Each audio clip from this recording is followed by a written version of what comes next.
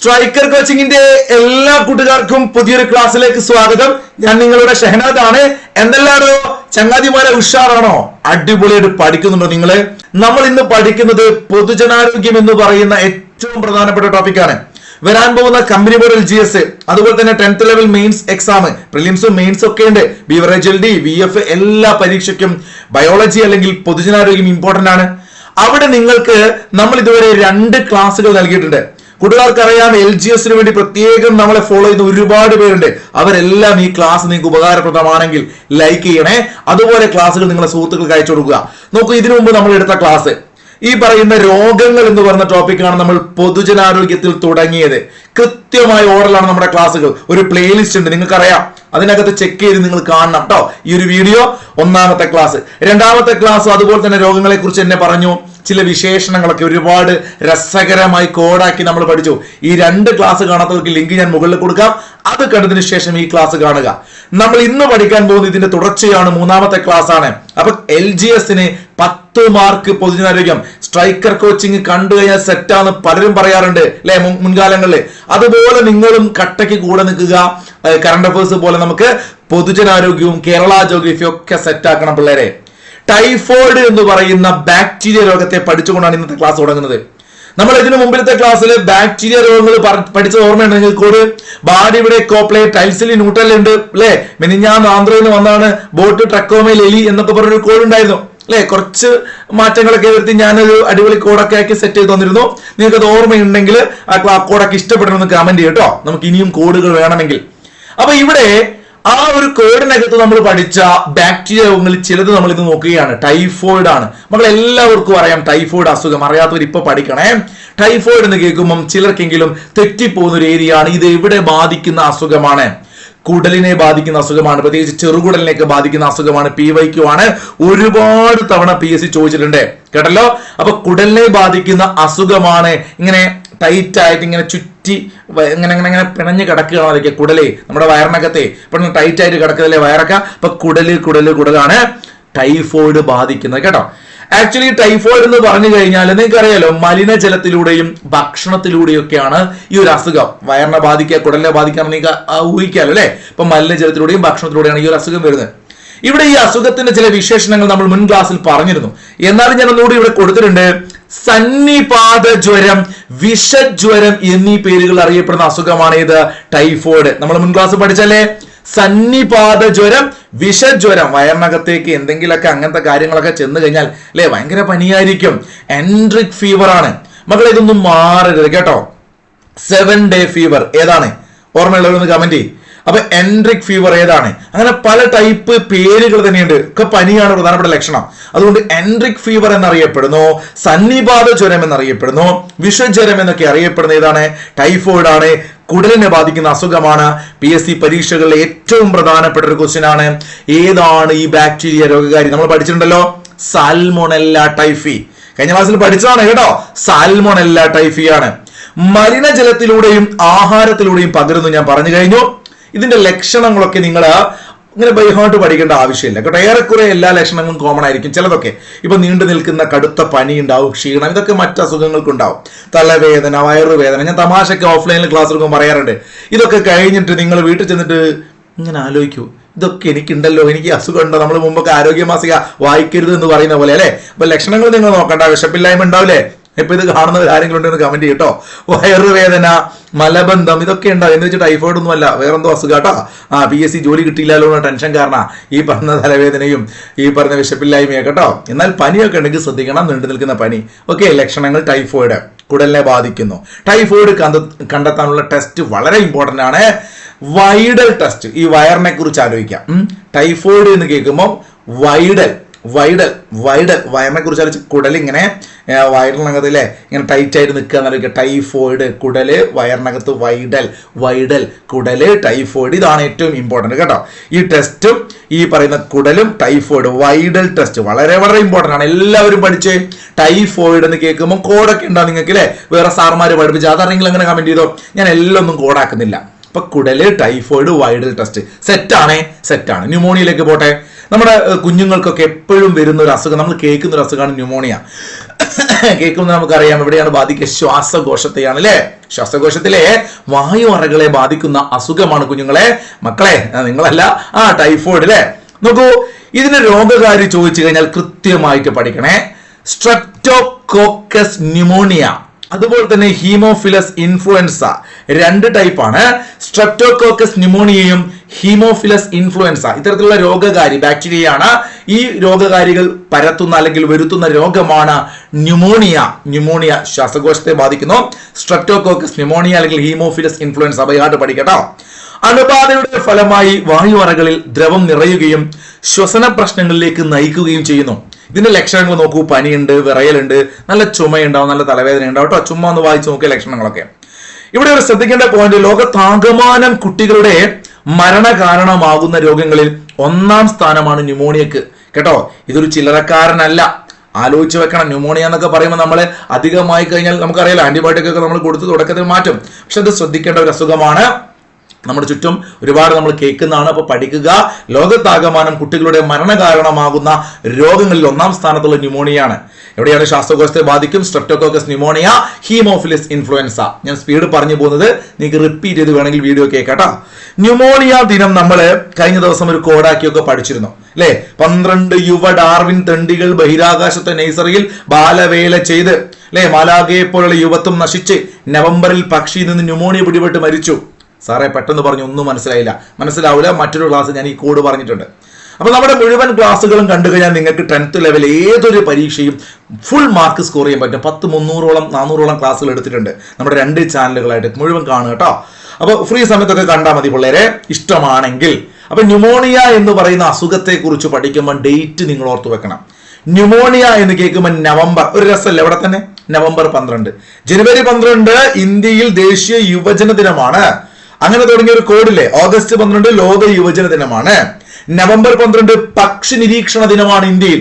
അതാണ് പക്ഷിയിൽ നിന്ന് ന്യൂമോണിയ പിടിപെട്ടെന്ന് പഠിച്ചത് അല്ലെ. അപ്പൊ നവംബർ 12 പക്ഷി നിരീക്ഷണ ദിനം. ഞാൻ കോഡ് പറയുന്നില്ല, മുൻ ക്ലാസ് പറഞ്ഞുകൊണ്ട് കേട്ടോ. അപ്പൊ നോക്കൂ, നവംബർ 12 പക്ഷി നിരീക്ഷണ ദിനമാണ് ഇന്ത്യയില്. നവംബർ 12 ലോകത്ത് ന്യൂമോണിയ ഡേ ആണ്. പഠിച്ചു വെക്കണം, PYQ ആണ്, സ്ഥിരം ക്വസ്റ്റ്യൻ ആണ് കേട്ടോ. ന്യൂമോണിയ ദിനമാണ്. അപ്പൊ നമ്മുടെ സ്വന്തം കോഡ് മറക്കണ്ട. 12 യുവ ഡാർവിൻ തണ്ടികൾ. ഇതൊക്കെ പല സ്റ്റാർമാരൊക്കെ ഇപ്പം പല ഓഫ്ലൈൻ സെന്ററിലൊക്കെ പറയുന്നുണ്ടാവും. അത് നിങ്ങൾ നോക്കണ്ട, നമ്മുടെ ക്ലാസ്സുകൾ കണ്ട് നിങ്ങൾ പഠിച്ചോളൂ കേട്ടോ.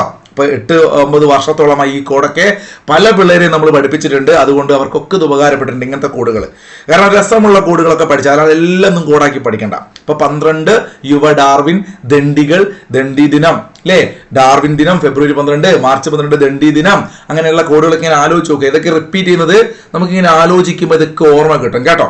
അപ്പൊ അതാണ് ഏറ്റവും പ്രധാനം. Repetition, revision, revision, revision. ഇതാണ് PSCയിൽ ഓർമ്മിക്കാനും ജോലി നേടാനുള്ള ഒരേ ഒരു മന്ത്രം. ഞാൻ പറയും അതാണ്, അത് മാത്രമേ ഉള്ളൂ. അപ്പൊ ഇവിടെ ഒരു എക്സ്ട്രാ പോയിന്റ് ആയിട്ട് നവംബർ 10 എന്തായാലും ന്യൂമോണിയ കുഞ്ഞുങ്ങളെ കാര്യം. നവംബർ 10 ലോക രോഗപ്രതിരോധ ദിനമാണ്. ലോകത്ത് രോഗപ്രതിരോധ ദിനമായിട്ട് കേട്ടോ, ഇമ്മ്യൂണൈസേഷൻ ഡേ ആയിട്ട് ആചരിക്കുന്നത് നവംബർ 10 ആണെന്ന കാര്യം കൂടി ഓർത്ത് വെച്ചേക്കാം. ഞാൻ അങ്ങനെയാണെങ്കിൽ ഒരു ചോദ്യം ചോദിക്കട്ടെ. ദേശീയ വിദ്യാഭ്യാസ ദിനം എന്നാണ്. നിങ്ങൾക്ക് എത്ര പേർക്ക് അറിയാം? അറിയുന്നവരൊക്കെ കമന്റ് ചെയ്യുക. ഇതൊക്കെ അറിയുന്നവർ കമന്റ് ചെയ്ത് ഞാൻ പിൻ ചെയ്ത് വെക്കും കേട്ടോ. ദേശീയ വിദ്യാഭ്യാസ ദിനം, ദേശീയ വിദ്യാഭ്യാസ ദിനം PSC പരീക്ഷയിൽ എപ്പോഴും ചോദിക്കുന്ന ഒരു ക്വസ്റ്റ്യൻ ആണ്. അപ്പൊ ദേശീയ പക്ഷി നിരീക്ഷണ ദിനം ഡോക്ടർ സലീം അലിയുടെ ജന്മദിനവുമായി ബന്ധപ്പെട്ട് നവംബർ 12 പറഞ്ഞു. ന്യൂമോണിയ ഡേ നവംബർ 12 പറഞ്ഞു. ഈ ന്യൂമോണിയ വേണമെങ്കിൽ ഒന്ന് തിരിച്ചിട്ടാൽ TB-യുടെ, അത് ട്യൂബർകുലോസിസ് അല്ല. അത് നമ്മൾ കഴിഞ്ഞ ക്ലാസ്സിൽ ക്ഷയരോഗ ദിനം പഠിച്ചു അല്ലെ. അതെന്നാ നിങ്ങൾക്ക് അറിയാം, തൊട്ട് മുമ്പത്തെ ക്ലാസ് കണ്ടറിയാം. എന്നാൽ TB, ഏത് ടെലിവിഷൻ ഡേ ആണ്. ഏത്? നവംബർ 21 കേട്ടോ. അപ്പൊ തിരിച്ചിട്ടാ മതി. Television, TV, pneumonia November 12. ഞാൻ ചുമ്മാ പറഞ്ഞതാണ്. ഇങ്ങനെയൊക്കെ ഒരു കണക്ഷൻ വെച്ച് പഠിച്ചാൽ നമുക്ക് എല്ലാം പഠിക്കാൻ പറ്റും. ടെലിവിഷൻ ഡേ ആണ്. TB അല്ല, ക്ഷയം എന്നാണ്. മാർച്ച് 24 നമ്മൾ കഴിഞ്ഞ ദിവസം പഠിച്ചിരുന്നു, ക്ഷയരോഗ ദിനം. ഓക്കെ. അപ്പൊ കില്ലർ ന്യൂമോണിയ എന്നൊരു വിശേഷണമുണ്ട് ഒരു രോഗത്തിന്. ഇപ്പൊ ന്യൂമോണിയയെ കുറിച്ച് പഠിക്കുമ്പോ കില്ലർ ന്യൂമോണിയ എന്നറിയപ്പെടുന്ന ഏതാണെന്ന് ചോദിച്ചാൽ നിങ്ങൾ പഠിക്കണം. അത് സാർസ് ആണ്. കില്ലർ ന്യൂമോണിയ എന്നറിയപ്പെടുന്നത് സാർസ്. ഇനി 3ാമത്തെ അസുഖത്തിലേക്ക് പോട്ടെ. അപ്പൊ നമ്മൾ എന്തൊക്കെ പറഞ്ഞു? ഇതാ ന്യൂമോണിയ പറഞ്ഞു, ടൈഫോയിഡ് പറഞ്ഞു. 3ാമത്തെ ഒരു ബാക്ടീരിയ രോഗമാണ് എലിപ്പനി. കാരണമാകുന്ന ബാക്ടീരിയ എല്ലാവർക്കും അറിയാം. ആ അസുഖത്തിന് നമ്മൾ എലിപ്പനി എന്ന് നമ്മളെന്താ വിളിക്കുക? ഇതാ ലെപ്റ്റോസ്പൈറോസിസ് എന്നല്ലേ വിളിക്കാറ്. നമ്മള് എലീനെ കണ്ടില്ലേ? ഇപ്പൊ ലെപ്റ്റോസ്പൈറോസിസ് അഥവാ എലിപ്പനി, മലയാളത്തിൽ എലിപ്പനി എന്ന് വിളിക്കും. അതിന് നമ്മള് അതിന്റെ ഒരു ബാക്ടീരിയ പഠിക്കണം. ലെപ്റ്റോസ്പൈറ ഇക്ടെറുഹെമറേജിയ, ഇതാണ് അതിന് കാരണമാകുന്ന ബാക്ടീരിയ. എലികളുടെയും ഇവിടെ ശ്രദ്ധിക്കണം, ഞാൻ ചെറുതായിട്ടൊന്ന് കളർ മാറ്റി കൊടുത്തിട്ടുണ്ട്. നിങ്ങൾ എലിന്ന് മാത്രമാണെന്നൊരു പക്ഷേ സ്റ്റേറ്റ്മെന്റ് എങ്ങാൻ വരുമ്പോൾ തെറ്റിദ്ധരിക്കരുത്.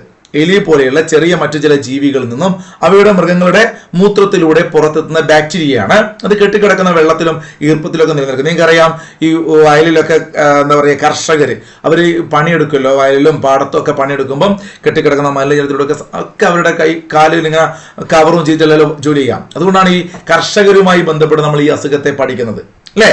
അപ്പൊ നിങ്ങൾ കഴിഞ്ഞ ക്ലാസ്സിൽ എലിപ്പനിയെ കുറിച്ച് 2-3-4 വിശേഷണങ്ങൾ പഠിച്ചിരുന്നു. അറിയുന്നവരൊക്കെ ഒന്ന് കമന്റ് ചെയ്തേ. ഈ തൊട്ട് മുമ്പിലത്തെ ക്ലാസ് കണ്ട ഓർമ്മയുള്ളവർ, ഇല്ലാത്തവർ കാണുക കേട്ടോ. എലിപ്പനിയുടെ വിശേഷണങ്ങൾ നമ്മള് നേരത്തെ ന്യൂമോണിയയെ കുറിച്ച് പറഞ്ഞു. കില്ലർ ന്യൂമോണിയ സാർസ് ആണെന്ന് പറഞ്ഞു, അല്ലെ? അതൊരു വിശേഷണമാണ്. അതുപോലെ തൊട്ട് മുമ്പിൽ നമ്മൾ എന്ത് പറഞ്ഞു? ടൈഫോയിഡിനെ കുറിച്ച് പറഞ്ഞു. അപ്പോ ഇങ്ങനെയുള്ള ഓരോന്നിനെ കുറിച്ചും, സന്നിപാത ജ്വരമല്ലേ ടൈഫോയിഡ്, വിശേഷണങ്ങളുണ്ട്. എലിപ്പനിയെ കുറിച്ചുള്ള വിശേഷണങ്ങൾ കഴിഞ്ഞ ക്ലാസ്സിൽ കണ്ടവർ ഓർമ്മിച്ച് കമന്റ് ചെയ്യും. അപ്പൊ നോക്കൂ, ഈ പറയുന്ന എലിയുടെയും മറ്റു മൃഗങ്ങളുടെയും കാര്യങ്ങൾ പറഞ്ഞു. മനുഷ്യരുടെ മുറിവിലൂടെ രക്തത്തിലെത്തുന്ന ഈ ബാക്ടീരിയ രക്തലോമികളിൽ തകരാറുണ്ടാക്കും. ഇതൊക്കെ ഒന്ന് നോട്ട് ചെയ്ത് വെച്ചോളൂ കേട്ടോ. എലിപ്പനി എന്ന് പറയുമ്പോൾ നന്നായിട്ടൊന്ന് വായിച്ചാൽ മതി, നിങ്ങൾ ഓർമ്മയിൽ ഉണ്ടാവും. നമുക്ക് വരുന്ന അസുഖം കൂടിയാണല്ലോ നമ്മുടെ ചുറ്റുപാട്. അപ്പൊ മനുഷ്യരിലൂടെ മുറിവിലൂടെ രക്തത്തിലെത്തുന്ന ഈ ബാക്ടീരിയകള് രക്തലോമികളിൽ തകരാറുണ്ടാക്കുകയും ആന്തരിക രക്തസ്രാവത്തിന് കാരണമാവുകയും ചെയ്യും. അപ്പൊ അത് വലിയൊരു സീരിയസ് ആയ ഒരു അസുഖമാണ് കേട്ടോ. അപ്പൊ അങ്ങനെയൊക്കെ ചിന്തിക്കണം. അപ്പൊ മനുഷ്യരിലെ ഈ മുറിവിലൂടെ എത്തുന്ന ഈ ബാക്ടീരിയ രക്തലോമികകളിൽ തകരാറുണ്ടാക്കുകയും ആന്തരിക രക്തസ്രാവത്തിന് കാരണമാവുകയും ചെയ്യും. ക്ലിയർ ആണോ കൺസെപ്റ്റ്? ഇത് വന്നു കഴിഞ്ഞാൽ പനിയൊക്കെ നിങ്ങൾക്ക് അറിയാലോ, എലിപ്പനി, തലവേദന, നേരത്തെ പറഞ്ഞത് തന്നെ പേശിവേദന, ഇതൊക്കെ സെയിം ആണ്. പക്ഷേ അവിടെ കണ്ണിനുണ്ടാകുന്ന ഒരു ചുവപ്പ് നിറം ശ്രദ്ധിക്കണം. ഇതൊരു പ്രധാനപ്പെട്ട കാര്യമാണ് കേട്ടോ. അതുപോലെ തന്നെ നമ്മൾ ഇതിന് എലിപ്പനിക്ക് ഫലപ്രദമായ ചില മരുന്നുകൾ, നിങ്ങൾക്കറിയാം, നമ്മൾ ഈ വൃത്തിയാക്കാറില്ല ചില ദിവസങ്ങളിലൊക്കെ, ഡ്രൈ ഡേ എന്നൊക്കെ പറഞ്ഞിട്ട് നമ്മൾ എന്ത് ചെയ്യാറുണ്ട്, NSSന്റെ കുട്ടികൾ പോലെയൊക്കെ പലരും ഇങ്ങനെ ചെയ്യാറുണ്ട്. അപ്പോൾ അത്തരത്തിലുള്ള ഒക്കെ നമ്മളിങ്ങനെ ശുചീകരണ പരിപാടികൾക്കും ഈ വേസ്റ്റ് വെള്ളത്തിൽ അവിടെയൊക്കെ കളിക്കുന്ന സമയത്ത്, പ്രത്യേകിച്ച് മഴക്കാലത്തിന് മുമ്പൊക്കെ അല്ലേ, നമുക്ക് ഇങ്ങനെ ആശാ വർക്കർമാരൊക്കെ ഇങ്ങനത്തെ ഗുളിക കൊണ്ട് തരാറുണ്ട്. ഇപ്പൊ ടെട്രാസൈക്ലിൻ, അതുപോലെ തന്നെ ഡോക്സിസൈക്ലിൻ, ഇത് ഈ അസുഖത്തിന് മാത്രമല്ല, വേറെ പല അസുഖത്തിനും കൂടിയുള്ള മെഡിസിൻ ആണ്, അത് ആലോചിച്ച് വെക്കണേ. ഇപ്പൊ ടെട്രാസൈക്ലിനും അതുപോലെ തന്നെ ഡോക്സിസൈക്ലിൻ പോലെയുള്ള ഗുളികകളൊക്കെ, മെഡിസിനൊക്കെ ഇതിനൊരു ഫലപ്രദമായ മരുന്നാണ്. ഒന്ന് പഠിച്ചു വെക്കണം കേട്ടോ. ടെട്രാസൈക്ലിനും അതുപോലെ തന്നെ ഡോക്സിസൈക്ലിനും ഒക്കെ കേട്ടോ. ഇവിടെ അതിന്റെയൊക്കെ ഫോട്ടോ ഞാൻ കൊടുത്തിട്ടുണ്ട്. എലിപ്പനി മരണത്തിന് കാരണമാകും, ഡോക്സി കയ്യിലുണ്ടോ, കഴിക്കണം, ഇങ്ങനത്തെ കാര്യങ്ങളൊക്കെ പോകുമ്പോൾ അങ്ങോട്ട് കർഷകരുമായി ബന്ധപ്പെട്ട് എന്തുകൊണ്ടാണ് എലിപ്പനി പറയുന്നത്. ഇവിടെ ഒരു മുത്തശ്ശിയിലെ ഈ പറയുന്ന വയലിൽ പണിയെടുക്കുന്ന ഒരു ഫോട്ടോ കണ്ടില്ലേ, അതിലൂടെയൊക്കെയാണ് ഇത് വരിക എന്ന് പറയാൻ വേണ്ടിയിട്ടാണ്. ഇനി നമുക്ക് 4ാമത്തെ അസുഖത്തിലേക്ക് പോകാം. ഡിഫ്തീരിയാണ്. ഒരുപാട് ഇങ്ങനെ വാരി വലിച്ചു പഠിക്കുന്നില്ല, ഉള്ളത് നിങ്ങൾ വൃത്തിക്ക് പഠിക്കുക. ഇപ്പോൾ കഴിഞ്ഞൊരു മാസത്തോളം എനിക്കിങ്ങനെ തൊണ്ടയിൽ ഒരുപാട് ഇൻഫെക്ഷനൊക്കെ, അപ്പം ഞാനിങ്ങനെ പേടിക്കുക, ഇതെന്തോ ആണോ അല്ലേ, തൊണ്ട മുള്ള്. നമ്മൾ ഒരു മീനൊക്കെ കൂട്ടി ഭക്ഷണം കഴിക്കുമ്പോൾ തൊണ്ടയിൽ മുള്ള് കെട്ടിക്കഴിഞ്ഞാൽ അവസ്ഥ അറിയാലോ. അപ്പൊ തൊണ്ടയിലൊരു മുള്ള്, അല്ലെങ്കിൽ തൊണ്ടയിൽ ബാധിക്കുന്ന ഒരു അസുഖം. Hello check check, hello check check check. സാറിന് സൗണ്ട് ഇല്ലായിട്ടല്ലടാ, ഇതിന്റെ ഒരു ടെസ്റ്റാണ്, ഷിക്ക് ടെസ്റ്റ്. ഹലോ ഷിക്ക് check check check check. Sound ഇല്ലാത്തതുകൊണ്ടാണ് യൂട്യൂബിലൊന്നും ക്ലാസ് എടുക്കാത്തത് അല്ലേ. അപ്പോ ചുമ്മാ, തുമ്മൽ എന്നിവയിലൂടെ, ഇപ്പൊ തന്നെ സൗണ്ട് പോയി തോന്നും. അപ്പോ എന്നിവയിലൂടെ നേരിട്ട് പകരുന്ന രോഗമാണ് പിള്ളേരെ ഡിഫ്തീരിയ. മൂക്ക്, തൊണ്ട എന്നിവിടങ്ങളിലെ ശ്ലേഷ്മ സ്ഥലത്ത് ഇത് ബാധിക്കും. ആക്ച്വലി നമുക്ക് ഈ പറയുന്ന തൊണ്ടയിൽ ഇടക്കിടക്ക് പഴുപ്പും അല്ലെങ്കിൽ അത്തരം ആന്റിബയോട്ടിക് കുടിച്ച് നമുക്കൊക്കെ വരുന്ന അസുഖങ്ങളുണ്ട്. അപ്പൊ അതവിടെ നിൽക്കട്ടെ, അതല്ല ഇത്. അതിന്റെ ഒരു ഏകദേശ ലക്ഷണങ്ങളൊക്കെ സെയിം ആണെങ്കിലും ഈ ഒരു ബാക്ടീരിയ നന്നായിട്ട് ഇങ്ങനെ കോർന്നറിയിക്കുക. കോറിനി ബാക്ടീരിയം ഡിഫ്തീരിയെ, പേര് തന്നെ ഉണ്ട്, അതുകൊണ്ട് കിട്ടും. നിങ്ങൾക്ക് ഓപ്ഷൻ നോക്കി കഴിഞ്ഞാൽ കേട്ടോ. ഡിഫ്തീരിയക്ക് കാരണമാകുന്ന രോഗകാരി കോറിനി ബാക്ടീരിയം ഡിഫ്തീരിയെ. ഇത് അവിടെയുള്ളൊരു ലൈറ്റ് ആയിട്ട് ഫോട്ടോ ഒക്കെ കാണുമ്പോൾ നിങ്ങൾക്ക് ഇതൊരു പക്ഷേ അങ്ങനത്തെ ഒരു ഇമേജ് ആണ്ട് മനസ്സിലാവില്ല. അവിടെ നല്ല യെല്ലോ കളറിൽ അങ്ങനെ ഒരു പാട പോലെ ഒരു ലെയർ അവിടെ വരും തൊണ്ടയിൽ, വൈറ്റ് കളറിൽ. അപ്പോൾ അത്രയും സെൻസിറ്റീവ് ഒരു ഏരിയ അല്ല അവിടെ പിന്നെ ഒരുതരം ടോക്സിൻ, ഒരുതരം വിഷാംശം പോലെ ആ ഒരു ഏരിയയിൽ വർക്ക് ചെയ്തിട്ട് അതെന്ത് ചെയ്യും, ലിംഫ് ഗ്രന്ഥികളിൽ വീക്ക് ഉണ്ടാക്കും. അത് പിന്നീട് മസ്തിഷ്കത്തെയും ഹൃദയത്തെയും ഒക്കെ ബാധിക്കും. ആക്ച്വലി ഒരു മാരകമായ അസുഖമാട്ടോ എലിപ്പനി. മരണത്തിന് കാരണമാകുമ്പോൾ ഡിഫ്തീരിയയും മരണത്തിന് കാരണമാകുന്നത്. നമ്മളിപ്പോൾ ഒരു തൊണ്ടവേദന വന്നു, അല്ലെങ്കിൽ നമ്മൾ ഉപ്പിട്ട് വെള്ളം കവിളുക, അങ്ങനെയൊക്കെ തൊണ്ടവേദന മാറുന്നൊക്കെ പറയില്ല, അതൊക്കെ നമുക്ക് സ്ഥിരമായിട്ട് വരുന്നതാണ്. ഇപ്പോൾ എനിക്കൊക്കെ ഒരു 10 ദിവസത്തിൽ കൂടുതൽ നീണ്ടുന്നു, ഒരു പക്ഷേ എന്തെങ്കിലും മറ്റുള്ള ഇൻഫെക്ഷൻ ആയിരിക്കാം. അപ്പൊ അങ്ങനെയുള്ള ലിംഫ് ഗ്രന്ഥികളിൽ ഇത് ബാധിക്കുകയും ഇങ്ങനെ തൊണ്ടവേദന കഴുത്തിലെ ലിംഫ് ഗ്രന്ഥികളിൽ ബാധിച്ചിട്ട് ഇത് മെല്ലെ മെല്ലെ ക്രമേണ മസ്തിഷ്കത്തെ ബാധിക്കും, ഹൃദയത്തെ ബാധിക്കും. ഇതൊക്കെ നോട്ട് ചെയ്ത് വെക്കണം കേട്ടോ. അപ്പോൾ ചില ഭാഗങ്ങൾ അങ്ങനെ ചോദിക്കും. ഇപ്പൊ കിഡ്നിയെ ബാധിക്കും ഇത് എലിപ്പനി. അപ്പൊ അത് സ്വാഭാവികമായിട്ട് ഒറ്റയടിക്കല്ല, മെല്ലെ മെല്ലെ. അതുപോലെ ഡിഫ്തീരിയയെ കുറിച്ച് ഹൃദയം മസ്തിഷ്കം ആലോചിച്ച് വെക്കുക. ഉചിതമായ പ്രതിരോധ മാർഗം ഉണ്ട് ഇതിന്, ടെൻഷൻ ആവണ്ട, നമുക്ക് അതിലേക്ക് കടക്കാം. ഇപ്പൊ പെന്റാവാലന്റ് എന്ന് പറയുന്ന ഒരു വാക്സിനുകൾ, പെന്റാവാലന്റ് എന്ന് പറയുമ്പോൾ ഈ പറയുന്ന പെർട്ടൂസിസ്, അതുപോലെ തന്നെ ഡിഫ്തീരിയ, ടെറ്റനസ്, അത് കൂടാതെ ഈ പറയുന്ന ഹെപ്പറ്റൈറ്റിസ് ബി, അങ്ങനെ ഒരു 5ഓളം പ്രധാനപ്പെട്ട അസുഖങ്ങൾക്കുള്ളതാണ് പെന്റാവാലന്റ്. നമ്മൾ മറ്റൊരു ക്ലാസ്സിൽ ഡിസ്കസ് ചെയ്യും കേട്ടോ. ഞാൻ അതിനെ കുറിച്ച് പഠിപ്പിച്ചു തരാം. അപ്പൊ പെന്റാവാലന്റ് പോലെയുള്ള വാക്സിനുകൾ ഇതിനെതിരെ നമ്മൾ ഉപയോഗിക്കുന്നുണ്ട്. കൂടാതെ നിങ്ങളൊക്കെ ഇപ്പം DPT എന്ന് കേട്ടിട്ടുണ്ടാവും. അതിൽ തന്നെ ഉണ്ട് ഡിഫ്തീരിയ, പെർട്ടൂസിസ്, ടെറ്റനസ്. ഇങ്ങനെയുള്ള വാക്സിനുകളൊക്കെ ഇതിനുള്ള മരുന്നാണ്. നമുക്ക് അതിനെക്കുറിച്ചൊന്ന് പറയാം. ഇപ്പൊ ഡിഫ്തീരിയയുടെ സിംറ്റംസ് ഒക്കെ കൂട്ടുകാരെ PDF എല്ലാം ഫ്രീ ആയിട്ട് നൽകും കേട്ടോ. ഇതുവരെയുള്ള 2 ക്ലാസ്സിന്റെ PDF നമ്മുടെ ചാനലിലുണ്ട്. നിങ്ങൾ ചാനലിൽ ലിങ്ക് കമന്റ് ബോക്സ് നോക്കുക കേട്ടോ. ഇവിടെ 5ാം ക്ലാസ്സിലെ കുഞ്ഞുങ്ങളുടെ പുതിയ SCERT-ലുള്ള ഒരു കട്ടിംഗ് ആണ്. ഞാനിപ്പോൾ ഇത് പറയാൻ കാരണം DPT അല്ലെങ്കിൽ വാക്സിനുകളെ കുറിച്ച് പറഞ്ഞല്ലോ. ഡിഫ്തീരിയക്കെതിരെ നല്ല ഫലപ്രദമായ വാക്സിൻ ഉണ്ട്. അപ്പൊ നമുക്ക് കുഞ്ഞുങ്ങളെ കുറിച്ച് പഠിക്കുമ്പോൾ ജനന സമയത്ത് നൽകുന്ന വാക്സിൻ ഏതൊക്കെയാണ് പഠിച്ചിരിക്കണേ, നിർബന്ധമാണ്. പൊതുജനാരോഗ്യത്തിലെ ഒരു ഹോട്ട് ടോപ്പിക് ആണ് ഇത്. അപ്പൊ ബാസില്ലസ് കാൽമെറ്റ് ഗുറൈൻ എന്ന് പറഞ്ഞാൽ BCG നമ്മൾ ഓൾറെഡി പഠിച്ചു കഴിഞ്ഞു. ക്ഷയരോഗത്തെ കുറിച്ചുള്ള കുത്തിവെപ്പുകൾ നമ്മൾ പറഞ്ഞിരുന്നു, ഓർമ്മയുണ്ടെങ്കിൽ കഴിഞ്ഞ ക്ലാസ്സിൽ പറഞ്ഞ ഓർമ്മയില്ലേ? അപ്പൊ ക്ഷയം വരാതിരിക്കാൻ വേണ്ടി കുഞ്ഞുങ്ങൾക്ക് ജനിച്ച ഉടനെ BCG കുത്തിവെക്കും. ഇപ്പൊ ബാസില്ലസ് കാൽമെറ്റ് ഗുറൈൻ ആ സയന്റിസ്റ്റിന്റെ പേരാണ്. അപ്പൊ അത് വെച്ചിട്ട് നമ്മൾ BCG പഠിച്ചിരുന്നു അല്ലെ, ECGയും EEGയും പഠിച്ചിരുന്നു. ഓർക്കുന്നുണ്ടോ? നിങ്ങൾ ഓർക്കുന്നുണ്ടാവും. അപ്പൊ BCG ജനിച്ച സമയത്താണ് BCG ഉള്ളത്. അതോടൊപ്പം തന്നെ OPV, ഓറൽ പോളിയോ വാക്സിൻ നമ്മൾ കൊടുക്കും. അപ്പൊ ഇത് 3 നിങ്ങൾ ഇപ്പൊ പഠിക്കണം എല്ലാവരും. ഓക്കെ, ഓറൽ പോളിയോ വാക്സിൻ, അതുപോലെ തന്നെ BCG, ഹെപ്പറ്റൈറ്റിസ് ബി എല്ലാവരും പഠിച്ച് നിങ്ങൾ ജനിച്ച ഉടനെ നമുക്കും അല്ലെ നമ്മുടെ ചുറ്റുപാടുമുള്ള കുഞ്ഞുങ്ങളെ കുറിച്ച് നമ്മൾ അറിഞ്ഞിരിക്കണം. ഇതിങ്ങനെ പറയുന്ന സമയത്താണ് ഞാൻ നിങ്ങൾക്ക് ക്ലാസ് എടുക്കാൻ വേണ്ടിയിട്ട് നോക്കിയ സമയത്ത് അമ്മയും കുഞ്ഞുണ്ട്. ഇപ്പൊ 1-2 മാസം ഷഹനാദ് മാഷ് എന്തുകൊണ്ട് കണ്ടില്ല എന്ന് ചോദിച്ചാൽ അതിനുള്ളൊരു കാരണം ഇത് കൂടി കേട്ടോ. കാരണം അറിയുന്നവർ കമന്റ് ചെയ്യും, ഞാൻ പറയുന്നില്ല. അപ്പൊ ഇത്തരത്തില് അമ്മയും കുഞ്ഞും കാർഡൊക്കെ നിങ്ങൾ കണ്ടിട്ടുണ്ടാവും അല്ലെ. അപ്പൊ അതിനകത്ത് ഞാനിങ്ങനെ നോക്കുമായിരുന്നു, കാരണം നമ്മുടെ SCERT ശരിയാണോ ഇത് നോക്കുന്ന സമയത്ത് കൃത്യമായിട്ട് നിങ്ങൾ കാണുന്നുണ്ടോ എന്ന് എനിക്കറിയില്ല. അതിനകത്ത് OPV ഉണ്ട്, ഹെപ്പറ്റൈറ്റിസ് ബി, BCG കറക്റ്റ് ഇങ്ങനെ ടിക്ക് ഇട്ടിട്ടുണ്ട്. അത് ടിക്ക് ഇട്ടില്ല ഇപ്പൊ ഇതിനകത്ത്. അപ്പൊ ടിക്ക് ഇടും. അപ്പൊ 1.5 മാസം കഴിയുന്ന സമയത്ത് നോക്കൂ, 1.5 മാസമാണ് 6 ആഴ്ച. രണ്ടാമത്തത് 6 ആഴ്ച കഴിയുന്ന സമയത്ത് നമ്മൾ പഠിക്കാൻ പോകണം. ആദ്യം നമ്മൾ എന്ത് പഠിച്ചോ? ജനിച്ച ഉടനെയുള്ള കാര്യം പഠിച്ചു. പിന്നീട് 6 ആഴ്ച അഥവാ 1.5 മാസം 6 ആഴ്ച. ഓക്കെ, ഇത് ജനിച്ച ഉടനെ നാക്കാം. ഇത് ജനിച്ച ഉടനെ 3 ഒന്ന് പോളിയോ, ഒന്ന് BCG, ഒന്ന് ഹെപ്പറ്റൈറ്റിസ് ബി. ഓക്കെ ആണല്ലോ? 3 കാര്യങ്ങൾ ഏതൊക്കെയായിരുന്നു? Hepatitis B, BCG, polio vaccine. ഇഷ്ടപ്പെട്ട് പഠിക്കുക, ബൈ ഹാർട്ട് പഠിച്ചത് തെറ്റിപ്പോവും ഉറപ്പായിട്ടും. ഭയങ്കര കോഡൊക്കെ ആക്കി പഠിക്കുന്നുണ്ട്, കോഡൊക്കെ ആക്കിയാൽ എന്തായാലും തെറ്റിപ്പോവും. അപ്പൊ കോഡിനെ കിടക്കുന്നല്ല, നിങ്ങൾ ഇത് ഒന്ന് സെറ്റാക്കുക. ജനിച്ച ഉടനെ നമ്മളൊക്കെ നമ്മുടെ കുഞ്ഞുങ്ങൾക്ക് അറിഞ്ഞിരിക്കേണ്ടതല്ലേ, BCGയും പോളിയോയും ഹെപ്പറ്റൈറ്റിസ് ബി. അമ്മമാർക്ക് ഇത് പെട്ടെന്ന് കിട്ടും. പിന്നെ ഒരു 1.5 മാസം കഴിയുമ്പോഴാണ് അടുത്ത കുത്തിവെപ്പ് എന്ന് ആലോചിക്കുക, എന്ന് വെച്ചാൽ 6 ആഴ്ച. ഓക്കെ, ആ സമയത്ത് പോളിയോയുടെ അടുത്തൊരു പോളിയോ ആണ് കൊടുക്കുന്നത്. അപ്പൊ OPV 1 കേട്ടോ. സ്വാഭാവികമായിട്ട് OPV ഫസ്റ്റ് കൊടുത്തു കഴിഞ്ഞു. അപ്പൊ OPV 1 എന്ന് പറഞ്ഞുകൊണ്ട് കൊടുക്കുന്നു. പിന്നീട് RVV. എന്താണ് RVV? റോട്ടോ വൈറസ് എന്നാണ് ഇതിനകത്തുള്ളത്. റോട്ടോ 1 എന്നാണ് ഈ ബുക്കിനകത്തുള്ളത്. അപ്പൊ റോട്ടോ അല്ലെങ്കിൽ RVV 1 എന്ന് പഠിച്ചു വെക്കുക. പിന്നീട് പെന്റാവാലന്റ്, ഇതാണ് നമ്മളിപ്പം പറഞ്ഞത്. ഇതിനു വേണ്ടി അങ്ങോട്ട് വന്നത് കണ്ടോ, പെന്റാവാലന്റ്. ഡിഫ്തീരിയക്കെതിരെ കുഞ്ഞുങ്ങൾക്ക് 1.5 മാസമാകുമ്പോൾ കൊടുക്കുന്ന കാര്യം കേട്ടോ. അപ്പൊ എന്തൊക്കെയാണ് പറഞ്ഞത്? ഒന്ന് പോളിയോ, പിന്നെ റോട്ടോ, പോളിയോ, റോട്ടോ, പെന്റാ. ഓക്കെ, പിന്നെന്താണ്? വീണ്ടും നോക്കൂ, FIPV. അപ്പൊ ഓറൽ പോളിയോ കൂടാതെ വേറെ ഉണ്ടോ? ഉണ്ട്. പോളിയോ വാക്സിൻ ഫ്രാക്ഷണൽ ഡോസ് എന്ന് പറഞ്ഞൊരു സംഗതി കേട്ടോ. FIPV, polio vaccine fractional dose ആണ്. അപ്പൊ പോളിയോ അവിടെ 2 ടൈപ്പ് ഉണ്ട്. ഓറൽ പോളിയോ വാക്സിൻ കൊടുക്കുന്നു, ഓക്കെ, ഫസ്റ്റ്. അതുപോലെ തന്നെ ഈ പറയുന്ന പോളിയോ വാക്സിൻ ഫ്രാക്ഷണൽ ഡോസ് കൊടുക്കുന്നു. പിന്നീട് PCVയും കൊടുക്കുന്നുണ്ട്. അപ്പൊ ഓർത്തു വെച്ചേക്കണം ഈ പറയുന്ന പേരുകൾ നമുക്ക് ഭയങ്കര കൺഫ്യൂഷൻ ആയിരിക്കും. അപ്പൊ ഇവിടെ ഞാൻ ഏറ്റവും പ്രധാനപ്പെട്ടത് മാത്രം നിങ്ങൾക്ക് എളുപ്പത്തിൽ പഠിക്കാം. ഞാൻ ചെയ്യുന്ന ട്രിക്ക് പറയാം. ഫസ്റ്റ് ജനിച്ച ഉടനെ അങ്ങോട്ട് പഠിക്കാം, അത് വലിയ കുഴപ്പമില്ലല്ലോ.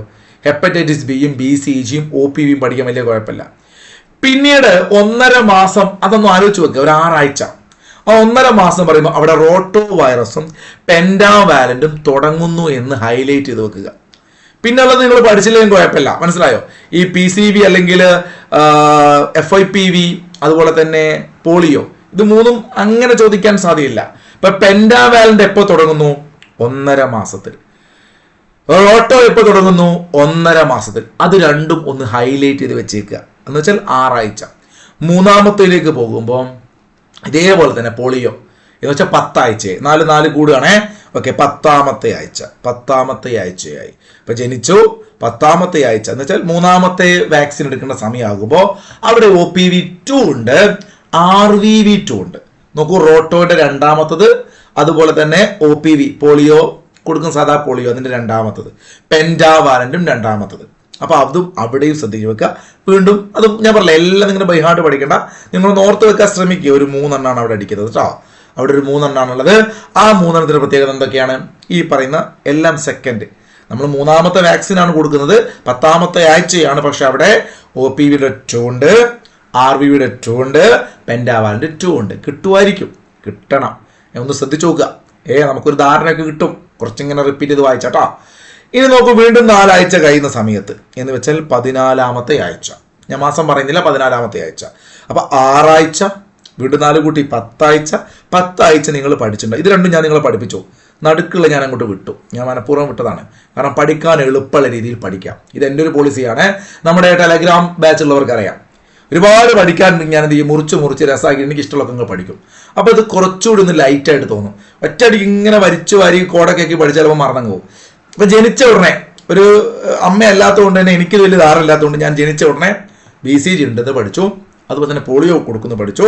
ഒരു ഹെപ്പറ്റൈറ്റിസ് ബിയും ഞാൻ പഠിച്ചു. ഓക്കെ, നിങ്ങൾ പഠിക്കേ.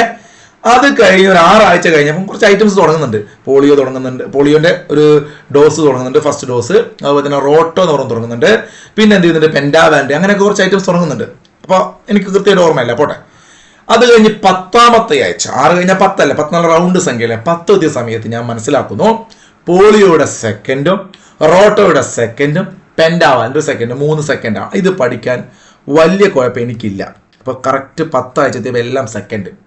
Penta second, rota second, OPV second. മനസ്സിലായോ? ആ ഒരു കൺസെപ്റ്റ് പഠിക്കുക. അതായത് 10 ആഴ്ച എത്തിയപ്പം എല്ലാത്തിൻ്റെയും സെക്കൻഡ് പഠിച്ചു. ഇതും ഞാൻ പഠിച്ചു. ഞാൻ സ്റ്റാർ ഇട്ട് വെച്ചത് എനിക്ക് ഇപ്പോൾ എളുപ്പത്തിൽ ഇപ്പൊ ക്ലാസ് ഇങ്ങനെ എടുക്കുമ്പോൾ ആലോചിക്കാം. 10ാമത്തെ ആഴ്ച. അത് കഴിഞ്ഞാൽ നോക്കൂ, 14ാമത്തെ ആഴ്ച വരുന്ന സമയത്ത് OPV-യുടെ 3rd ഉണ്ട്, പെൻഡയുടെ 3rd ഉണ്ട്, RVV-യുടെ 3rd ഉണ്ട്. ഓക്കെ ആണല്ലോ? അപ്പൊ ഇവിടെ ഇതിങ്ങനെ ഒന്നരാടം എന്ന് നമ്മൾ പറയില്ലേ, ഒന്നടവിട്ടിട്ട് ഞാൻ കളർ മാറ്റി കൊടുത്ത് കാണിച്ചത്. അപ്പൊ അവിടെ നിങ്ങൾ ഇങ്ങനെയാണ് അതൊന്ന് ചിന്തിച്ചു വെക്കേണ്ടത് എന്ന് വെച്ചിട്ട് ഒരു രസത്തിന് പറയാം കേട്ടോ. ഈ 2 സാധനങ്ങൾ FIPV, PCV. Okay, by heart പഠിക്കുമ്പോൾ സ്പെല്ലിംഗ് അങ്ങോട്ട് തന്നെ ശ്രദ്ധിക്കണേ. FIPV, ഈ പോളിയോ വാക്സിൻ ഫ്രാക്ഷൻ ഡോസും പഠിക്കണ്ട. FIPV-യും PCV-യും. ഇത് നോക്കൂ, ഇത് 2ലും 4ലും വരികയാണ്. കണ്ടോ? അപ്പൊ ഇത് ഇവിടെ ഇങ്ങനെ സെറ്റാക്കി വെച്ചാൽ പോരെ? ഒന്ന് ആലോചിച്ച് നോക്കിയ, സ്റ്റാർ ഇട്ടിട്ട്. ഇത് 6ലും FIPV-യും PCV-യും ഉണ്ട്. 6ൽ FIPV-യും PCV-യും ഫസ്റ്റ് ഡോസ്. പിന്നെ 14ലാണ്. ഓക്കെ, ഒന്നിടവിട്ടിട്ട് 10ലില്ല, 14ല് FIPV-യും FIPV-യും PCV-യും സെക്കൻഡ്. ഓക്കെ ആണോ? ഇനി നോക്കൂ, എന്താണ് ഈ PCV എന്നൊക്കെ ഇവിടെ എഴുതിയിട്ടുണ്ട് കേട്ടോ. Pneumococcal conjugate vaccine. നിങ്ങൾ അത് പഠിക്കൊന്നും വേണ്ട. എന്ന് വെച്ചാൽ ഇങ്ങനെ പഠിക്കേണ്ടതല്ല, അത് പഠിക്കുമ്പോൾ ഷോർട്ടാക്കി പഠിക്കുന്നത് എന്താണെന്ന് മനസ്സിലാക്കണം. നമ്മൾ ഓരോ സമയത്ത് ഇപ്പോൾ 6 ആഴ്ചയിൽ ഈ പറഞ്ഞ ന്യൂമോകോക്കൽ കൺജുഗേറ്റ് വാക്സിൻ കൊടുക്കണം, അങ്ങനെ പഠിക്കാൻ പാടല്ലേ? അതാ പറഞ്ഞ അങ്ങനെ പഠിക്കേണ്ടത്. നിങ്ങൾ ഇത് എന്താണെന്ന് കൃത്യമായിട്ട് മനസ്സിലാക്കണേ. കാരണം ഇതൊക്കെ ചോദിക്കും. OPV, ഓറൽ പോളിയോ വാക്സിൻ, പ്രത്യേകിച്ച് LGS പരീക്ഷയ്ക്കൊക്കെ ബാസില്ലസ് കാൽമറ്റ് ഗ്രൈൻ, അതുപോലെ തന്നെ FIP polio vaccine fraction dose, അത് പഠിക്കണം. ഞാൻ പറഞ്ഞത് റോട്ടോ വൈറസ്, RVV റോട്ടോ വൈറസ് ആണ്. ഓക്കെ, അത് പഠിക്കണം. ഞാൻ പറഞ്ഞത് എളുപ്പത്തിൽ പഠിക്കാൻ വേണ്ടി നിങ്ങൾ എന്ത് ചെയ്യുക, PCV, FIPV, PCV, FIPV ഇങ്ങനെ പഠിക്കുക. അപ്പൊ നോക്കൂ, അങ്ങനെയാണെങ്കിൽ ഇതാ നമ്മൾ 9 മാസത്തിലേക്ക് പോയി. ഒറ്റയടിക്കും ആഴ്ചയൊക്കെ വിട്ടു. അതായത് സിമ്പിൾ ആയിട്ട് ആദ്യം ഞാൻ പറഞ്ഞൊരു 4 ആഴ്ചയുടെ കേസ്. ജനിച്ച ഉടനെ 6ാമത്തെ ആഴ്ച, 10ാമത്തെ ആഴ്ച, 14ാമത്തെ ആഴ്ച, ഇനി ഒറ്റ പോക്ക 9 മാസത്തിലേക്ക്. അപ്പൊ ഇത് സെറ്റാണോ? നിങ്ങൾ ശരിക്കും ഒന്ന് ആലോചിച്ചാൽ സെറ്റാവും. അവിടെ നിങ്ങൾക്ക് പ്രശ്നം FIPV1-ഉം PCV1-ഉം ആണ്. അത് ബൈഹാർട്ട് പഠിക്കണോ. FIPV PCV, FIPV PCV, FI അവിടെ PV നടുക്ക് സീറ്റായി IC എന്ന് പറയുന്നത് FIPV PCV, FIPV PCV 6-14 അല്ലേ? FIPV PCV. മറ്റേത് കിട്ടിയില്ലേ? ഏതൊക്കെ? OPV എന്ന് വെച്ചാൽ പോളിയോ, റോട്ടോ, പെൻഡാവാലുണ്ട്. ഇത് 6-ലുണ്ട്. ഇത് പിന്നെ ഉള്ളത് ഏതിലാണ്? 10-ലുണ്ട്. അത് പിന്നെ എവിടെയുണ്ട്? 14-ലും ഉണ്ട്. ഇത് 3-ഉം 14-ലും 10-ലും 6-ലും ഉണ്ട്. എന്നാൽ 6-ലും 14-ലും മാത്രമാണ് FIPV1 PCV1 6-ല് അല്ലേ? അതിങ്ങനെ ആലോചിച്ച് നോക്കാം. ഞാൻ മഞ്ഞ കളർ ഇങ്ങനെ സ്റ്റാർ ഇട്ടത് ബോക്സിലാക്കി ഇത് രണ്ടും. ഓക്കെ, ഈ കുഞ്ഞിമോനോ ഈ OPV1, RVV2, OPV33, RVV33 ഇത് 3-ലുണ്ട്, പെൻഡാവാനുണ്ട് കേട്ടോ. ഓക്കെ ആണെന്ന് വിചാരിക്കുന്നു. അങ്ങനെയാണെങ്കിൽ പിന്നീട് 9 മാസത്തിലെത്തി. 9 മാസം എത്തുമ്പോൾ നിങ്ങൾ ശ്രദ്ധിക്കണം. ഇവിടെ ഞാൻ ആദ്യം എളുപ്പം അങ്ങ് പറയാം. എൻ്റെ ഈ എളുപ്പത്തിന് ഞാൻ പഠിക്കാൻ അങ്ങനെയല്ലോ. നമുക്കറിയാം 10ാം ക്ലാസ് എത്തുമ്പം 15 വയസ്സിലെ ആ ഒരു റേഞ്ച് 16 വയസ്സാണ് പറയുന്നത്. അപ്പൊ 16 വയസ്സ് ഞാനൊന്ന് കളർ മാറ്റി തരാം. നോക്കൂ നിങ്ങൾ, 16 വയസ്സ് എന്ന് പറയുന്ന സമയത്ത് അവിടെ TD ഡോസ് 2 ആണ്. അപ്പൊ അതിന് മുമ്പ് TD എപ്പോൾ പഠിക്കണം? TT എന്നൊക്കെ നമ്മൾ മുമ്പ് പറയണ്ടേ. ഇപ്പൊ TD ടെറ്റനസ് ഡിഫ്തീരിയ, അതാണ് TD കേട്ടോ. കഴിഞ്ഞ ദിവസം വൈഫിനെ അടിച്ചാണ്. ആ സമയത്ത് അവിടുത്തെ സിസ്റ്റർ പറയുന്നുണ്ട് TT അല്ല TD ആണെന്ന് എന്നോട് പറഞ്ഞു. അപ്പൊ ഞാൻ പറഞ്ഞു ഓക്കെ സിസ്റ്റർ TD. അപ്പൊ ടെറ്റനസ് ഡിഫ്തീരിയ. അപ്പോ ഈ ഗർഭിണി ആളുകൾക്ക് അടിക്കല്ലോ. അപ്പൊ TD. അപ്പോ TD എന്താണെന്ന് മനസ്സിലായി. അപ്പൊ അതെങ്ങനെ പഠിക്കും? 10ാമത്തെ ക്ലാസ്സിൽ അല്ലെങ്കിൽ ഒരു 16 വയസ്സാകും കൗമാരത്തിലേക്ക് അടക്കുക അല്ലേ? അപ്പൊ TD 2 ആണ്. അതിനു മുമ്പ് 5 കൊല്ലം ഗ്യാപ്പാ 10 വയസ്സാകുന്ന സമയത്ത്. അപ്പൊ 10ാം ക്ലാസ് പഠിക്കുമ്പോഴും 5ാം ക്ലാസ് പഠിക്കുമ്പോഴും അതാണ് അതിൻ്റെ ഒരു ഗ്യാപ്പ്. മനസ്സിൽ കയറുമല്ലോ. TT അടിക്കേണ്ട പ്രായം നമുക്കൊക്കെ സ്കൂൾ ആയിരിക്കുന്ന സമയത്തും അല്ലെങ്കിൽ ഇപ്പം കുഞ്ഞുങ്ങൾക്കൊക്കെ ചെയ്തുകൊണ്ടിരിക്കുകയാണ് അല്ലേ? അപ്പോൾ 5ാം ക്ലാസ് പഠിക്കുന്ന സമയത്ത് 10 വയസ്സിലെ, 10ാം ക്ലാസ് കഴിയുന്ന സമയത്ത് 16 വയസ്സിലെ, അതങ്ങോട്ട് എല്ലാവരും പഠിച്ചു. എന്ത് രസം ഇങ്ങനെ പഠിക്കാൻ.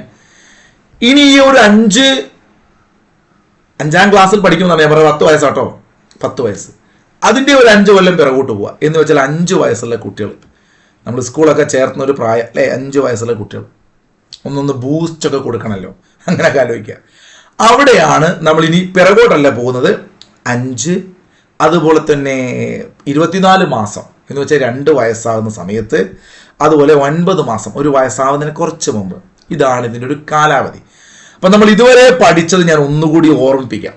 ജനിച്ചയുടനെ 6 ആഴ്ച, 10 ആഴ്ച, 14 ആഴ്ച. അപ്പം ഇത് 4 നിങ്ങൾക്ക് എല്ലാവർക്കും സെറ്റാണ്. 14 ആഴ്ചയാണേ. അങ്ങനെ ഒരുപാട് മാസങ്ങൾ കഴിഞ്ഞ് കുട്ടിക്ക് എത്ര മാസമായി? 9 മാസമായി. മനസ്സിൽ വരുന്നുണ്ടോ? 9 വയസ്സ്, 1 വയസ്സാവാൻ പോവാ. ബർത്ത്ഡേ ഒന്നും കഴിഞ്ഞില്ല കുഞ്ഞിൻ്റെ കേട്ടോ. അത് കഴിഞ്ഞാൽ പിന്നെ കുഞ്ഞിനെ 2 വയസ്സാവാൻ പോവാ. അപ്പൊ 2 വയസ്സാവണ്ട എന്ന് വെച്ചാൽ ഏകദേശം 16 മുതൽ 24 മാസം ഇതിനിടയിൽ എപ്പോൾ വേണമെങ്കിലും. 24 മാസം എന്ന് പറഞ്ഞാൽ 2 വയസ്സാവുകയാണല്ലോ. അപ്പൊ 2 വയസ്സാവാൻ പോകുന്ന സമയത്ത് ഓക്കെ ആണ്. പിന്നീട് കുട്ടിക്ക് 5 വയസ്സ് ആയിട്ട്, 5 വയസ്സാണ്, 5 വയസ്സ് മുതൽ 6 വയസ്സിന്റെ ഇടയിൽ. ഇതാണ് ഇനി നമ്മൾ 3 എണ്ണം പഠിക്കാൻ പോകുന്നത്. അപ്പൊ മനസ്സിൽ കേട്ടിക്കോ, മനസ്സിൽ കേട്ട്. 9 മാസം, 16 മുതൽ 24, 5 മുതൽ 6 വയസ്സ്. ഓക്കെ ആണോ? ഓക്കെയാണ്. ആദ്യത്തെ നമ്മൾ സെറ്റായി 4 എണ്ണം. ജനിച്ച ഉടനെ 6 മാസം, 6 ആഴ്ച, 10 ആഴ്ച, 14 ആഴ്ച. അവിടെ ഈ പറയുന്ന ജനിച്ചതിന് ശേഷമുള്ള ബാക്കി 3-ലും 3 എണ്ണം സെയിമാണ് നമ്മൾ പഠിച്ചിരുന്നു. റോട്ടോയുണ്ട്, ഓറൽ പോളിയോയുണ്ട്, അതുപോലെ തന്നെ പെൻഡാവാലന്റ് ഉണ്ട്. ഇത് 3 ഉണ്ട് 6-ലും 10-ലും 14-ലും. 6-ലും 14-ലും മാത്രം നമ്മൾ ഏത് പഠിച്ചു? PCVയും FIPVയും അല്ലേ? അങ്ങനെയല്ലേ പഠിച്ചത് സെറ്റ്. അപ്പൊ ഏകദേശം മനസ്സിൽ ഇങ്ങനെ വരും, റിപ്പീറ്റ് ചെയ്താൽ വരും. ഇനി നോക്കൂ നിങ്ങൾ, 9 മാസം മുതൽ എന്ന് പറയുമ്പോൾ നിങ്ങളുടെ മനസ്സിലേക്ക് വരേണ്ടത് MR. നോക്കൂ, 9 മാസമായി മിസ്റ്റർ എന്നൊക്കെ വിളിക്കാനായി. 9 മാസത്തിൽ കുഞ്ഞുങ്ങൾ നിൽക്കൂടാ അമ്മമാരോടാ. പല കുട്ടികൾ പല സമയത്ത് നിൽക്കും, നടക്കും, ഓടും അല്ലേ? ചിലപ്പം പല്ല് 6 മാസത്തിൽ വരും, ചിലപ്പോൾ ഒരു കുട്ടിക്ക് 1 വയസ്സിൽ, അങ്ങനെയൊക്കെയാണ്. അപ്പോൾ 9 മാസം മിസ്റ്റർ. എന്നിട്ട് എന്ത് ചെയ്യാറിയോ? എനിക്ക് ബൂസ്റ്റ് കൊണ്ട് മിസ്റ്റർ എന്ന് പറയാനായി മക്കളെ. Mister boost. കൂടാതെ നമ്മൾ ഉഷാറായിട്ട് നടക്കാൻ, ചാടാനൊക്കെ വിടണം. അപ്പോൾ വൈറ്റമിൻ തുടങ്ങുകയാണ് നമ്മൾ. വൈറ്റമിൻ തുടങ്ങുന്നത് എവിടെയെന്ന് ചോദിച്ചാൽ 9 മാസത്തിലാണ്. ഇതൊരു ഹൈലൈറ്റ് ചെയ്ത് വെക്കണം കേട്ടോ, വൈറ്റമിനെ. അത് കഴിഞ്ഞിട്ട് 2 വയസ്സാവാൻ പോകുമ്പോൾ വൈറ്റമിൻ്റെ സെക്കൻഡ് കണ്ടോ. അത് 2 സെറ്റായല്ലോ. വൈറ്റമിൻ 9 മാസത്തിലും 2 വയസ്സിലും കുഞ്ഞുങ്ങൾക്കൊക്കെ കൊടുക്കുന്നതായിരിക്കും നിങ്ങൾ നഴ്സറിയിലൊക്കെ പോയിട്ട്. വൈറ്റമിൻ A 9 മാസത്തിലും 2 വയസ്സിലും. ഓക്കെ ആണല്ലോ? ഓക്കെയാണ്. അതുപോലെ തന്നെ പഠിക്കണം. മിസ്റ്റർ, എനിക്ക് വൈറ്റമിൻ കുണ്ട എന്ന് പറയും. അച്ഛനോട് പറയും, മിസ്റ്റർ എനിക്ക് വൈറ്റമിൻ കുണ്ടെന്ന് കുട്ടി. അപ്പൊ നമ്മൾ 9 മാസം കൊണ്ടു കൊടുക്കണം. അച്ഛനല്ലേ? ഓരോരുത്തരും അച്ഛന്മാരൊക്കെ ഇത് കാണുന്നുണ്ടാവും. അപ്പൊ നോക്കൂ, അടുത്തത് മിസ്റ്റർ, വീണ്ടും എനിക്ക് വൈറ്റമിൻ കുണ്ട എന്ന് പറയാം. 2 വയസ്സ് വരെ അല്ലേ? ആ ഒരു നല്ല പ്രായം. ഇപ്പൊ MR1 MR2 vitamin A vitamin 2 ഇത് രണ്ടും സെറ്റ് ആണല്ലോ. പിന്നെ നിങ്ങൾ അവിടെ OPV ബൂസ്റ്റർ നിങ്ങൾ പഠിച്ചില്ലെങ്കിൽ കുഴപ്പമൊന്നുമില്ല. പഠിച്ചില്ലെങ്കിൽ കുഴപ്പമില്ല പറയല്ല, അങ്ങനെ പറയല്ല കേട്ടോ. അപ്പൊ നിങ്ങൾ അതുപോലെ തന്നെ PCV ബൂസ്റ്റർ ഒന്നും നോട്ട് ചെയ്തില്ലെങ്കിലും ഇത് നിങ്ങൾ ഓർത്ത് വെക്കണം. FIPV നമ്മളവിടെ 14 ആഴ്ചയിൽ കഴിഞ്ഞ FIPV വീണ്ടും ഇവിടെ വരുന്നുണ്ട് കേട്ടോ. FIPV 3 വരുന്നുണ്ട്. ഏത് 9 മാസത്തിൽ. അപ്പൊ അത് നിങ്ങൾ എന്തെങ്കിലുമൊക്കെ ആക്കി പഠിക്കണം. അപ്പൊ ഞാൻ ഈ പഠിക്കുന്ന എളുപ്പത്തിന് ഇങ്ങനെയാണ് ഞാൻ ഓർത്ത് വെക്കുക. കാരണം എല്ലാം കൂടി പഠിച്ച് എനിക്കിത് തലയിൽ കയറില്ല.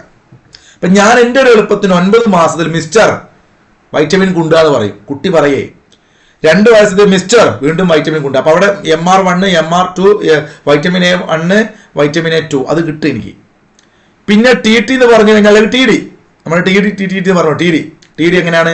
ഈ പറയുന്ന 10 വയസ്സിലും 15 വയസ്സിലും 5ാം ക്ലാസ് പഠിക്കും 10ാം ക്ലാസ് പഠിക്കും അതും പഠിച്ചു. പിന്നെ അതിന്റെ ഇടയിൽ 5 വയസ്സാകുമ്പോൾ സ്കൂളിലേക്ക് വിടാനാകുമ്പോൾ DPT ബൂസ്റ്റർ 2 അടിക്കും. അപ്പോൾ DPT ഫസ്റ്റ് സ്റ്റെപ്പ് അടിച്ചു. ഇതാണ് അടുത്ത കൺഫ്യൂഷൻ. ഞാനൊന്ന് കളർ മാറ്റാം. ഇതാ ഇനി DPTയുടെ കേസാണ് പറയാൻ പോകുന്നത്. DPT കുട്ടിക്ക് 2 വയസ്സാവുമ്പോൾ DPT കൊടുക്കുന്നുണ്ട്. കേട്ടല്ലോ? അതിനുള്ളിൽ കൊടുക്കുന്നില്ല 2 വയസ്സ്. കാരണം പെൻഡാവാലിന് കൊടുക്കുന്നുണ്ടോ DPT കൊടുക്കാത്ത കേട്ടോ. 2ന് ഒരേ സാധനം. അപ്പൊ 2 വയസ്സാകുന്ന സമയത്ത് DPT ബൂസ്റ്റർ അടിക്കും. DPT ബൂസ്റ്റർ 2 അടിക്കുക 5 വയസ്സിലാണ്. ഓക്കെ ആണോ? ഡാ പൊട്ടാന്നൊക്കെ വിളിക്കുമോ മക്കള്? 2 വയസ്സാകുമ്പോൾ ഡാ പൊട്ടാന്നൊക്കെ വിളിക്കുക. ഒരു 5 വയസ്സ് സ്കൂളൊക്കെ ആക്കുന്നവൻ അങ്ങനെയൊക്കെ ബാഡ് വാക്കല്ല കേട്ടോ. പൊട്ടാന്ന് ഞാൻ തമാശക്ക് പറയാം.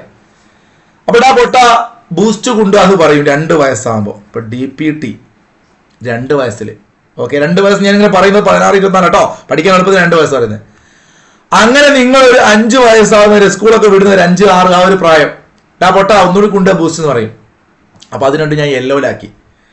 അപ്പൊ ഞാൻ ഈ പഠിക്കുന്നത് 3 ടൈപ്പിലാണ്. ഈ ഒരു പിക്ചർ ഞാൻ പഠിക്കുന്നത്. നിങ്ങൾക്കത് മനസ്സിലായില്ല എന്ന് എനിക്കറിയാം. ചിലർക്കെങ്കിലും ഒന്നുകൂടി പറയാം. ഞാൻ ആദ്യം തന്നെ സ്കൂളിൽ പഠിക്കുന്ന 10ാം ക്ലാസ്സുള്ള കുട്ടിയെയും 5ാം ക്ലാസ്സുള്ള കുട്ടിയെയും എന്ത് ചെയ്യും? മനസ്സിൽ ഞാൻ ആലോചിക്കും TD. 5ാം ക്ലാസ് പഠിക്കുമ്പോൾ 10 വയസ്സാണ്. ആ വയസ്സിൽ TD 1 അടിക്കും. 15 വയസ്സിൽ TD 2 അടിക്കും. സെറ്റായി. അതെനിക്കിതാ 1 മാർക്ക് അങ്ങോട്ട് സെറ്റായി. Okay, clear. പിന്നീട് ഞാൻ ഒന്ന് കളർ മാറ്റി എല്ലാം കൂടി കൊടുത്ത് കളർ നിങ്ങൾ നോക്കണ്ട കേട്ടോ. കളർ നിങ്ങൾ നോക്കണ്ട. പിന്നെ ഞാൻ പഠിക്കുന്ന എളുപ്പ പരിപാടി കുഞ്ഞിന് 9 മാസമാകുമ്പം മിസ്റ്റർ വൈറ്റമിൻ എ കുണ്ട്, മിസ്റ്റർ വൈറ്റമിൻ എ കുണ്ട് പറയും കുഞ്ഞൻ. അമ്മേ മിസ്റ്റർ അച്ഛാ എനിക്ക് വൈറ്റമിൻ എ കുണ്ടാന്ന് പറയും 9 മാസത്തിൽ. 9 മാസമാണ് കുട്ടിയാട്ടാ പറയാ. ആ കുട്ടിക്കൊരു 2 വയസ്സ് എന്ന് വെച്ചാൽ 16 മുതൽ 24 മാസം ആകുമ്പോഴത്തേക്കും മിസ്റ്റർ എനിക്ക് വൈറ്റമിൻ എ കൊണ്ട് അമ്മേ അച്ഛാ എന്ന് പറയും കുട്ടി. നിങ്ങളിപ്പോ ചിരിക്കൊന്നും വേണ്ട. ദയവേത് മാഷ് കോമാളിക്കളി കളിക്കാൻ ചിന്തിക്കേണ്ട. പഠിക്കാൻ വേണ്ടി 9 മാസം 2 വയസ്സ്. ഇതിനിടയിൽ സാറ് PCV മനഃപൂർവ്വം മുക്കിയില്ലേ? FIP അല്ല, എല്ലാം കൂടി പഠിക്കുന്നതിന് കിടന്നില്ല മാർക്ക് കിട്ടലല്ലേ?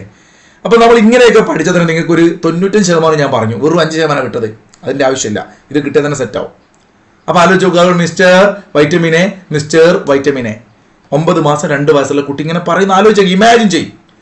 അത് കഴിഞ്ഞിട്ട് ഈ 2 വയസ്സിൽ ഇത് പറയുന്ന കുട്ടി എന്ത് ചെയ്യുന്നറിയോ? 2 വയസ്സിൽ ഇതാണ് നമ്മുടെ ഹൈലൈറ്റ് പോയിന്റ്. ഡാ പൊട്ടാ എനിക്ക് ബൂസ്റ്റും കൊണ്ടാന്ന് പറയും 2 വയസ്സാകുമ്പോൾ.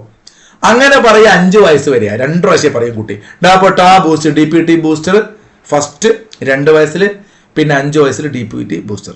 അപ്പൊ 3 ഡയലോഗുകളാണ് നിങ്ങൾ ആലോചിക്കേണ്ടത്. ഒന്ന് TDയെ കുറിച്ചുള്ള കാര്യം, ഒന്ന് മിസ്റ്റർ വൈറ്റമിൻ്റെ കാര്യം, പിന്നെ ഡാ പൊട്ടാ ബൂസ്റ്റ് കൊണ്ടുവന്ന് 2ലും 5ലും പറയുന്ന കാര്യം. ഇങ്ങനെ ഒരു 3 കൺസെപ്റ്റ് കിട്ടിയാൽ ഈ പേജും പഠിച്ചു. പിന്നെ ഞാൻ ഇപ്പം പറഞ്ഞ MR എന്ന് പറഞ്ഞാൽ എന്താണ്?